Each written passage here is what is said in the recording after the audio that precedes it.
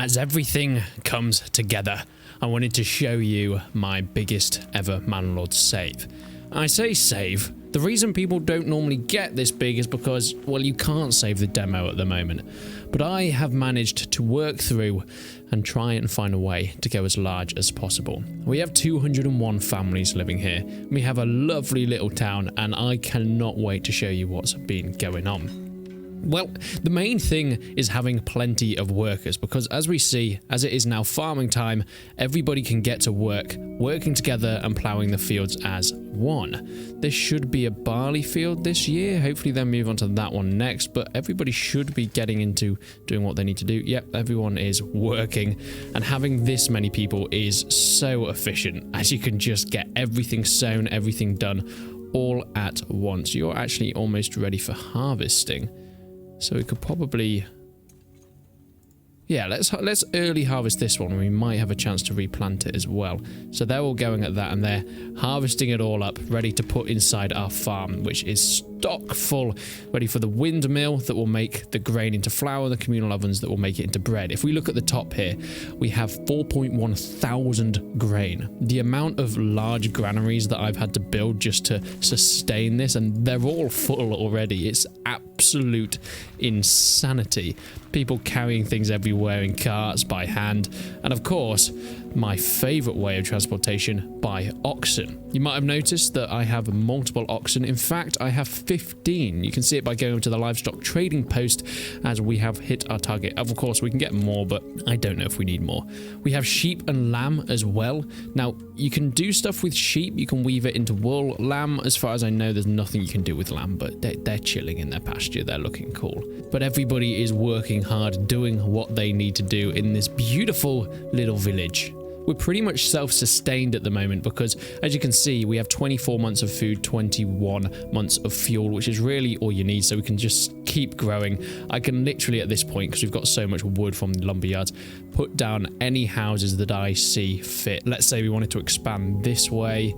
Can we build up here? Yep, we can expand here, and we can build them, and then having this many people is really advantageous, because what it means, once these have all sown and they've all done their thing, let's just get them to do their thing. Once the fields have all been sown, we can fire the majority of the farm workers now.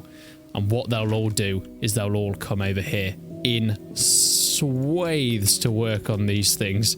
There's so many people that want to get their hands dirty, that want to work, that want to do their thing. I don't even know if we need this guy anymore in the livestock trading post. He's had enough. So yeah, we can expand. We can build as much as we like. And whilst the FPS is tanking somewhat when we fast forward, it's still actually performing pretty well. With this many people, we still are getting between 60 and 70 FPS at 4K at the highest setting. So, you know, it's still running very, very nicely for what it is.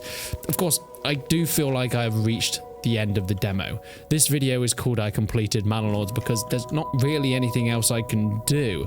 The foragers are foraging, the farmers are farming, people are just growing crops in their own back garden. It's a really cool addition that eventually you'll be balancing food and firewood through the whole game trying to get people, but once you get to this level and you can start upgrading everything by having mines and things over here which can then be smithed and crafted into tools, so you can upgrade your houses and have plots in the back garden. It means that eventually I can just start putting chicken coops in the back gardens, everything that I could ever want, because I've got money and I've got resources. Could put a goat shed in the back garden.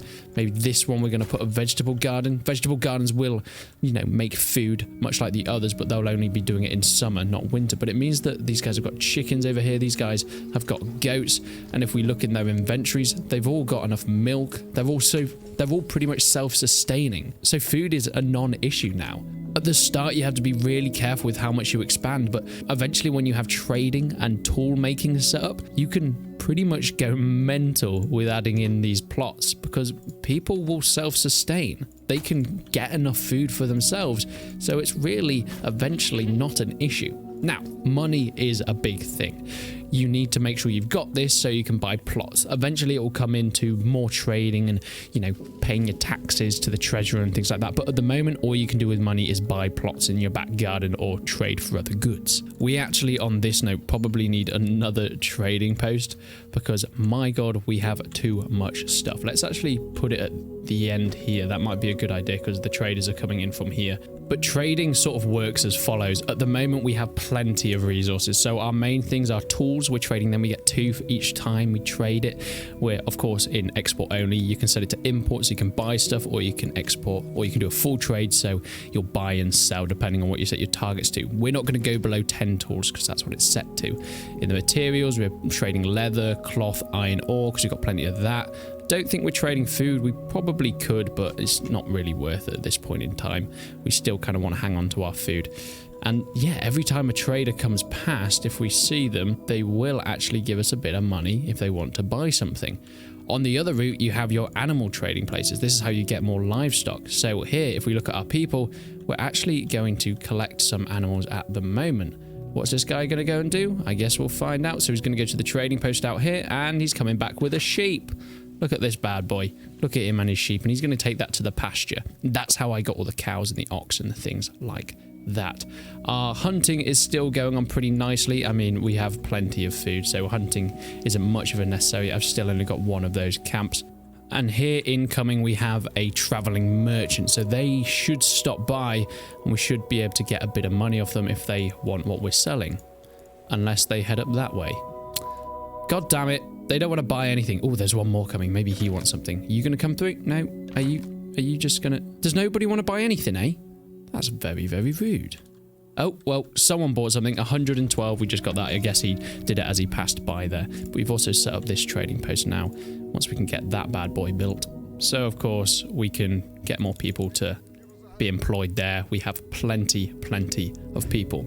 So what really is the end game for the demo at the moment? Well, once you've got sustainable food, you've got sustainable firewood, which we've got at the moment, you've got plenty of houses and workers. We have an abundance of workers, more than we could ever need. We're starting to have multiple windmills and stuff that isn't really necessary. You can actually unlock the next section, which is administrative, and that's where you can place down bailey walls, a manor house, and a gatehouse. Or not quite. You can place down the gatehouse and the bailey walls, and the manor house is supposed to go within the center. However, it's not implemented in the game yet. It does actually say here that it's not in the game, but that's what you can do to finalize becoming a full Manor Lord. We also have the tax collector, which is how you'll eventually pay the taxes to the king, and a garrison tower where, of course, you can accommodate for some troops. This manor house will actually provide garrison space for the retinue. So, you know, those custom banners that you make at the start? This is where they'll come in. We do have food markets and fire stores and things like that, but I'm not entirely sure their use. I mean, supposedly it makes it easier for people to get stuff, but people will walk to the storehouses to pick things up anyway, so I'm not entirely sure how that's going to work. Now, one of the cool things are the tax collectors. You can actually start taxing people in your region, so I'm assuming with a place like this, we're going to be bringing in a hell of a lot of money for people to stay here. Our approval is 75% because we have a lot of good things. There's not really all that much more we can do. 75% is very, very positive, to the point where we could literally, if we wanted to, just start building more. We are, however, running a little bit out of space, so maybe we start expanding up the hill. That might be quite cool. Let's go round the berry farm because we don't want to destroy the berries, and we could build like a few roads around here, like so. Then if we go into this, we could perhaps build some more houses. We could upgrade all these guys. We have so many tools and resources in order to do so, but so far it doesn't really give you anything at the moment. Supposedly upgrading gives you development points, but they haven't been added in just yet. There are stone resources, but so far there isn't a way to collect stone within this, and I have just realized that we could expand this way further. We have so much more space over here.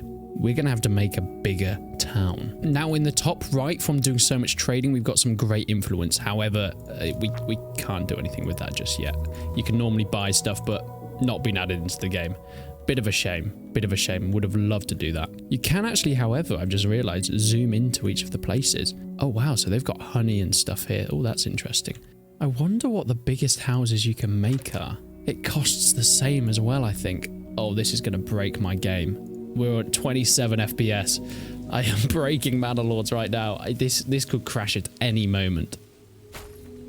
Oh my god. Look at these farms. They're so big. Jesus Christ, man. So maybe I'm going to get a ton of resources because they've got such big back gardens. These guys are lucky as hell. These are the rich ones. Okay. So the chicken coops and the goat sheds only get this far. So they've got this extended back garden. But I think these crop fields could be treated like separate crops. Like, so the longer we have, the more we get. That's the hope anyway. Slavic magic, I'd love to know. But I'm going to leave it there. I am actually just breaking the game at this point. I have beaten Manor Lords. Am I going to continue playing it? Of course I am. I'm going to be playing more of this demo until I can do every single scenario in every single village. And I'm actually going to try and fill up this area by the time it ends. Of course, it's pretty hard because you can't save games, but I'm going to do my best. I'll see you guys next time.